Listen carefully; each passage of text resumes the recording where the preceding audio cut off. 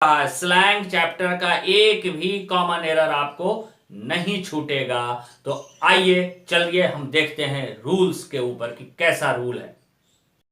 Slang अंग्रेजी भाषा के बोलचाल के दौरान की जाने वाली सामान्य गलतियां, common mistakes during speaking English language.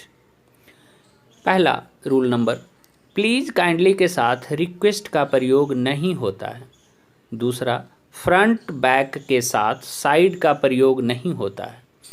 Cousin के साथ ब्रदर सिस्टर का प्रयोग नहीं होता है। रिटर्न, रीइम्बर्स, रिसीट, रिट्रीट के साथ बैक का प्रयोग नहीं होता है। Front side, back side, cousin brother, cousin sister, return back, reimburse back, retreat back बोलना गलत है।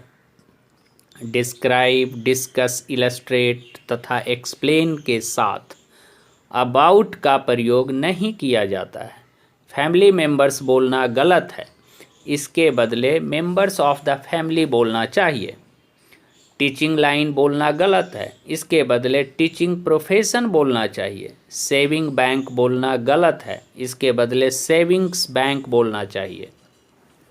ड्यूरिंग के साथ पीरियड का प्रयोग नहीं होता है।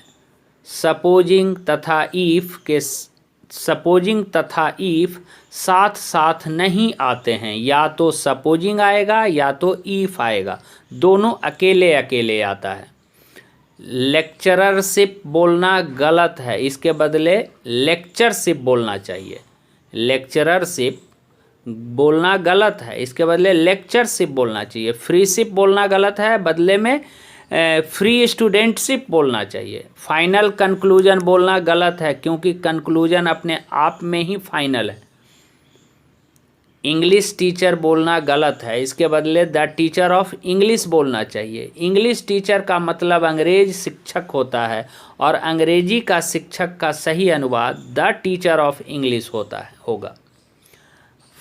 फेमस क्रिमिनल तथा नोटोरियस पोएट, देखिए फेमस क्रिमिनल तथा नोटोरियस पोएट बोलना गलत है, इनके बदले नोटोरियस क्रिमिनल तथा फेमस पोएट बोलना चाहिए। नोटोरियस निगेटिव सेंस में होता है और फेमस पॉजिटिव सेंस में होता है। बाई ऑल का दूसरा अर्थ यूनिवर्सली होता है, अतः दोनों का प्रयोग साथ में नहीं होगा। हेयर, देयर, वेयर के साथ गो रहे, हेयर, देयर, वेयर के साथ गो रहे, तो इनके साथ टू का प्रयोग नहीं किया जाता है। बस एक ही नाम याद रखिए, मगध ज्ञान केंद्र कोचिंग क्लासेस। अप्रोच का अर्थ नज़दीक पहुंचना होता है, अतः इसके साथ नियर का प्रयोग नहीं किया जाता है। कंपैरेटिवली, रिलेटिवली के साथ पॉजिटिव एडजेक्टिव गुड आता है। कंपैरेटिव एडजेक्टिव बेटर नहीं आता है।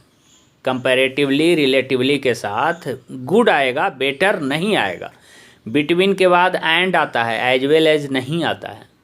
Refuse, forbid, prevent, prohibit, unless, until, hardly, scarcely, rarely, few, little etc का प्रयोग जिस वाक्य में रहे तो उस वाक्य में इन सभी शब्दों के साथ नो, नॉट, नेवर का प्रयोग नहीं किया जाता है, क्योंकि ये सभी शब्द अपने आप में ही निगेटिव होते हैं और इनमें नॉट का अर्थ छिपा होता है।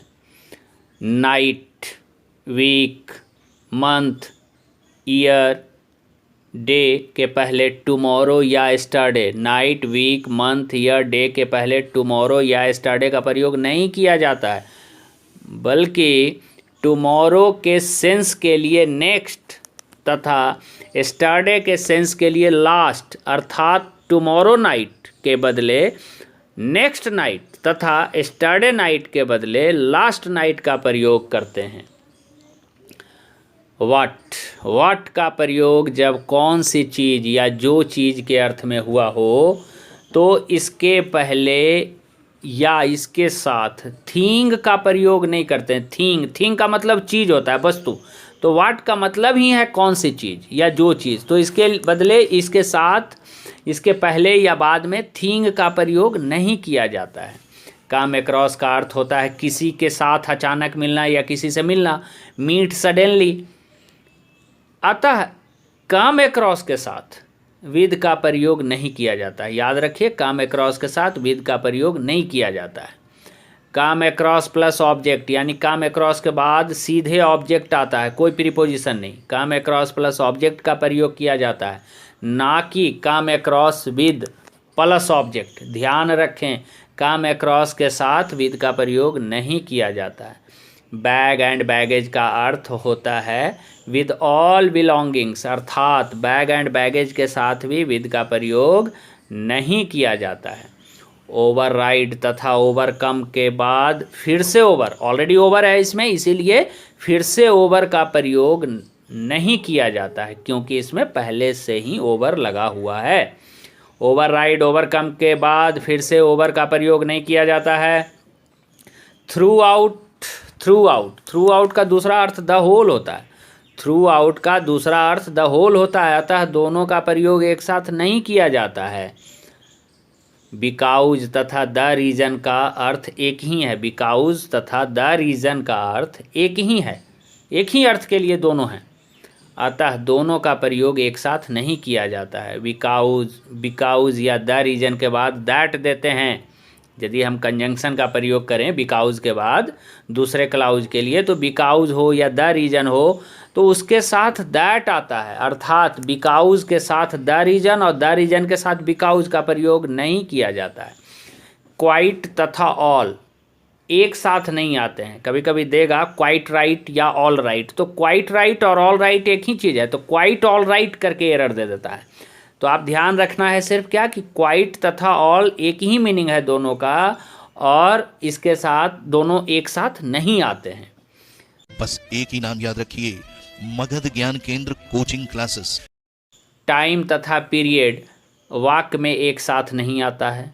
राइट तथा प्रॉपर वाक्य में एक साथ नहीं आता है। वेरी तथा एनफ वाक्य में एक साथ नहीं आते हैं। अवेट के साथ फॉर का प्रयोग नहीं किया जाता है, कारण कि wait for is equal to await. आगे देखेंगे, फ्यूनरल सर्विस नहीं होता है, अर्थात फ्यूनरल के साथ सर्विस का प्रयोग नहीं करते हैं। लेकिन हाँ, फ्यूनरल सर्विस के बदले हम फ्यूनरल प्रोसेसन कर सकते हैं, फ्यूनरल मार्च कर सकते हैं, फ्यूनरल पायर बोल सकते हैं, फ्यूनरल पाइल बोल सकते हैं, लेकिन फ्यूनरल सर्विस का प्रयोग नहीं करना है। ईच अदर का प्रयोग दो के लिए तथा वन अनदर का प्रयोग दो से अधिक के लिए किया जाता है। अकॉर्डिंग टू के साथ फर्स्ट पर्सन के प्रोनाउन नहीं आते हैं, यानी according to me, according to us बोलना या लिखना गलत होता है। According to me, according to us लिखना गलत होता है। इसके बदले इन माई ओपिनियन या इन आवर ओपिनियन लिखना सही होता है। नाउन में जब हम एल वाई लगा देते हैं तो वो एडजेक्टिव बन जाता है, और एडजेक्टिव में जब हम एल वाई लगा देते हैं तो वो एडवर्ब बन जाता है। लेकिन फास्ट एक ऐसा वर्ड है जो एडजेक्टिव तथा एडवर्ब दोनों का काम करता है।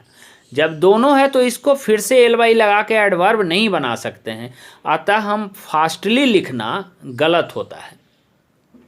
कुछ ऐसे शब्द हैं जो आम बोलचाल में बहुत ज़्यादा प्रयोग किए जाते हैं और लोग उसे सही भी मानते हैं, परंतु इन शब्दों का प्रयोग गलत है, अतः इसका प्रयोग ना करें, इनका प्रयोग ना करें। गलत प्रयोग और सही प्रयोग देखेंगे। रॉन्ग यूज़ लेफ़्ट साइड हम लिए हैं, राइट साइड में हम राइट यूज़ लिए हैं। जैसे ब्लंडर मिस्टेक बोल देते हैं बोलचाल में, तो उसको सिर्फ ब्लंडर बोलिए। डिस्पाइट ऑफ बोलते हैं, सिर्फ डिस्पाइट बोलिए। फिर से आगे वही गलत प्रयोग सही प्रयोग देख रहे हैं।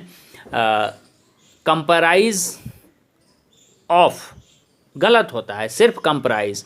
कॉमन फ्रेंड गलत होता है, म्यूचुअल फ्रेंड। पासिंग मार्क्स गलत होता है, पास मार्क्स। बोर्डिंग गलत होता है, बोर्डिंग हाउस सही होता है। सेंट परसेंट गलत होता है, 100% सही होता है। एरियर बिल गलत होता है, एरियर्स बिल सही होता है। बर्थ डेट गलत होता है, इसको डेट ऑफ बर्थ बोलना चाहिए। फ्यूनरल सर्विस गलत होता है, सिर्फ फ्यूनरल बोलना चाहिए। प्लेस ऑर्डर गलत होता है, प्लेस ऑर्डर्स बोलना चाहिए। वैकेंट वेसल गलत होता है, इम्प्टी वेसल बोलना चाहिए। सोर्न एनिमीज गलत होता है, अवॉइड एनिमीज बोलना चाहिए। सोर्न एनिमीज जानी दुश्मन। फाइनल कंक्लूजन बोलना गलत होता है, सिर्फ कंक्लूजन बोलिए। इंग्लिश टीचर बोलना गलत होता है, द टीचर ऑफ इंग्लिश बोलिए। फैमिली मेंबर्स बोलना गलत होता है, मेंबर्स ऑफ द फैमिली बोलिए। टीचिंग लाइन गलत होता है, टीचिंग प्रोफेशन बोलिए। ए फैमिली बोलना गलत होता है, अ मेंबर ऑफ फैमिली बोलिए। अ कवार्ड मैन बोलना गलत होता है, अ कवार्ड बोलिए, सिर्फ अ कवार्ड। और अ कवार्डली मैन, कायर आदमी। रीइम्बर्स बैक, सिर्फ रीइम्बर्स बोलिए या तो फिर पे बैक। रिट्रीट बैक को सिर्फ रिट्रीट बोलिए या तो गो बैक। रिसीड बैक का सिर्फ रिसीड बोलना है या गो बैक। रिकॉल बैक के जगह पर सिर्फ रिकॉल बोलना है या टेक बैक। रिटर्न बैक के जगह पर सिर्फ रिटर्न बोलना है या गिव बैक। रिपीट बैक को सिर्फ रिपीट बोलना है या कैपिचुलेट भी बोलते हैं इसको, या से अगेन भी बोलते हैं। बस एक ही नाम याद रखिए, मगध ज्ञान केंद्र कोचिंग क्लासेस। खैर, फ्ली अवे नहीं होता है, सिर्फ फ्ली होता है या रन अवे। म्यूचुअल इंटरेस्ट बोलना गलत है, कॉमन इंटरेस्ट बोलना चाहिए। पुट साइन बोलना गलत है, या तो सिर्फ साइन बोलिए या तो पुट सिग्नेचर बोलिए। इन्वेस्टिगेट इनटू, अब इन्वेस्टिगेट इनटू बोलना गलत है, सिर्फ इन्वेस्टिगेट बोलिए या तो फिर इंक्वायर इनटू बोलिए। आगे रूल देखेंगे 43। कुछ ऐसे शब्द हैं जिनका अर्थ जानना जरूरी है, क्योंकि उनका प्रयोग बदलने पर अर्थ भी बदल जाता है। मतलब उसका प्रयोग कभी, अब जैसे देखिए प्लेस का अर्थ होता है कोई स्थान या जगह, लेकिन रूम में देखिए, रूम का मतलब कमरा भी होता है और बैठने के लिए खाली जगह भी होता है। तो प्लेस और रूम में देखिए ये कोऑर्डिनेशन है कि वो किसी स्थान को हम प्लेस बोलेंगे और खाली जगह को बैठने के लिए हम रूम बोलेंगे और कमरा भी बोलेंगे। द कंसर्न क्लर्क का मतलब होता है चिंतित किरानी, और द क्लर्क कंसर्न का मतलब होता है संबंधित किरानी। ये बहुत इंपॉर्टेंट है। द कंसर्न क्लर्क का मतलब चिंतित किरानी और द क्लर्क कंसर्न का मतलब संबंधित किरानी।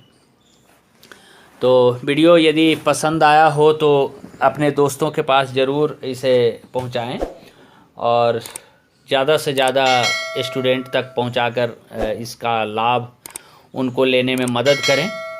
और जो अभी तक सब्सक्राइब नहीं किए हैं हमारे चैनल को ज़रूर सब्सक्राइब करें और मगध ज्ञान केंद्र के साथ हमेशा बने रहें। हम आपको अच्छे वीडियो लेकर के आते रहेंगे। जय हिंद, जय भारत।